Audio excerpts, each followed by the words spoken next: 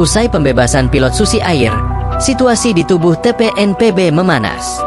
Panglima Endugama Darakma, Egyanus Kogoya, mengalami diskriminasi dari markas pusat TPNPB. Markas tersebut dipimpin oleh juru bicara Sebbi Sambom. Perbedaan pendapat memicu perpecahan internal. Basis merah Endugama perlahan melemah. Kini, kekuatan TPNPB bergeser ke wilayah Yahukimo. Wilayah ini dipimpin oleh Elkius Kobak, sosok yang tak kalah kejam dari Egyanus. Sepanjang bulan April, sederet aksi terjadi di Papua. Seluruh aksi ini disebut-sebut di bawah kendali Elkius Kobak. Peluang operasi di Endugama kini semakin terbuka. Meski begitu, ancaman baru di Yahukimo harus diantisipasi serius.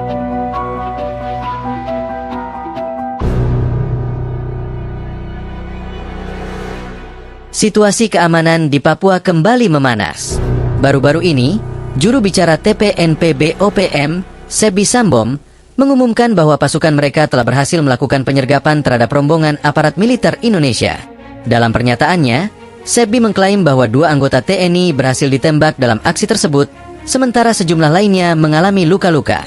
Ia menegaskan bahwa ini adalah bagian dari strategi TPNPB OPM untuk terus meningkatkan eskalasi konflik di Papua. Menurut Sebbi, tekanan bersenjata akan terus dilakukan hingga pemerintah Indonesia mengakui kedaulatan Papua. Dengan lantang, ia menegaskan prinsip perjuangan mereka melalui pernyataan, senjata lawan senjata. Hingga saat ini, belum ada keterangan resmi dari pihak TNI terkait insiden yang diklaim oleh TPNPB OPM tersebut. Namun, aparat keamanan diketahui telah meningkatkan patroli dan pengamanan di sejumlah wilayah rawan, terutama di daerah-daerah basis pergerakan TPNPB. Peningkatan eskalasi ini menjadi perhatian serius berbagai pihak, mengingat dampak langsung terhadap stabilitas keamanan dan keselamatan masyarakat sipil di Papua. Pemerintah Indonesia melalui aparat gabungan TNI Polri terus berupaya menetralisir situasi di lapangan serta mencegah perluasan konflik. Sementara itu, dunia internasional juga terus memantau perkembangan konflik bersenjata ini.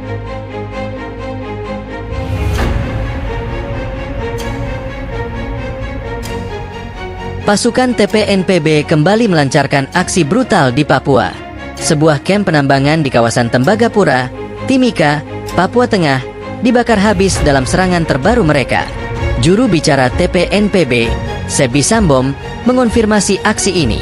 Seperti biasanya, Sebbi mengklaim bertanggung jawab penuh atas pembakaran tersebut. Dalam pernyataannya, Sebbi menuding bahwa penambangan ilegal di Kali Kabur dilakukan dengan pengamanan militer Indonesia. Ia bahkan menuduh militer menggunakan kamera drone untuk memantau markas-markas TPNPB dari udara. Tidak berhenti di situ, Sebbi Sambom juga melontarkan tantangan terbuka. Ia menyatakan, jika aparat militer Indonesia ingin mengejar pasukannya, mereka dipersilakan datang langsung ke kota Dekai. Menurutnya, pasukan TPNPB kini tengah melaksanakan operasi di wilayah itu.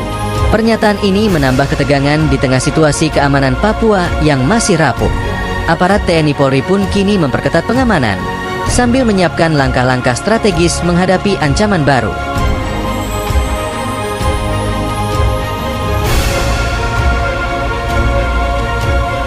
Sebuah tragedi berdarah kembali mengguncang wilayah Yahukimo, Papua.